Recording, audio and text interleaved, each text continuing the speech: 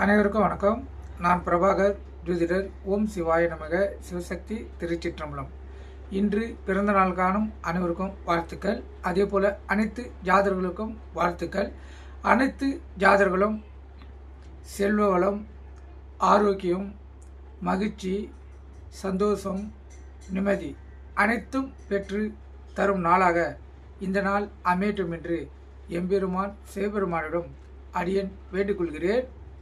அதே போல் காக்கும் கடவுளான காளியம்பாளுடைய பரிபூர்ண ஆசீர்வாதம் அனைவருக்கும் கிடைக்கட்டும். இப்போ நான் என்ன சொல்ல போகிறேன்னா, இன்றைய நாளுடைய நிலைப்பாடை தான் சொல்ல போகிறேன். நீங்கள் கருத்து கொண்டு பயன்பெறுங்க. பரப்பாவ ஆவணி 8 இன்று செவ்வாய்க்கிழமை, ஆங்கில தேதி ஆகஸ்ட் 25, 2026.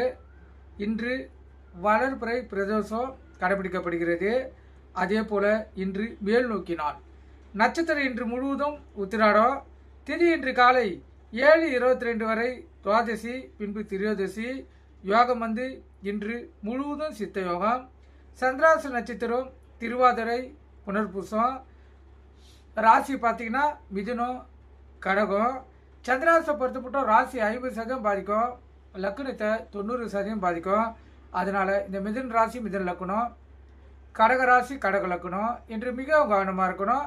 வண்டி வாய்ச்சலுக்குள்ள மிகவும் கவனமாக செல்லணும். போக்குவரத்து விதிமுறைகளை கடைபிடித்து செல்லணும்.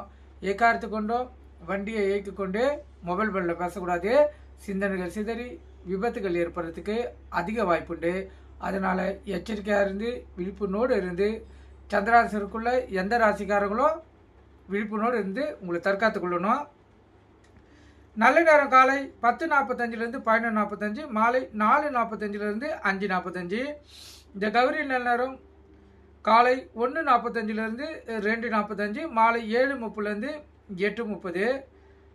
இந்த கௌரி நல்ல நேரத்தில் புதுமண தம்பதியருக்கு சாந்தி முகூர்த்தம் அமைப்பது, குழந்தை பாக்கி இல்லாதவங்கள் இந்த கௌரி நல்ல நேரத்தை சுபவாரியோடு சேர்த்து பயன்படுத்தினா அவங்களுடைய எண்ணங்கள் நிறைவேறும். கருத்தில் கொள்ளுங்கள்.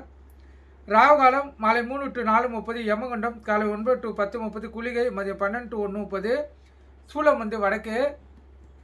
கோயிலுக்கு சென்றால் இந்த வடக்கு சைடு பார்த்து தான் இந்த கற்பூர விளக்கு ஏற்றணும். ஏன்னா இன்று வடக்கு தசநாதன் வழி நடத்துவதால் அவர் வழியிலே செல்வது சிறப்பு. நீங்கள் கருத்து கொண்டு பயன்பெறுங்க. நன்றி, வணக்கம், வாழ்க வளமுடன்.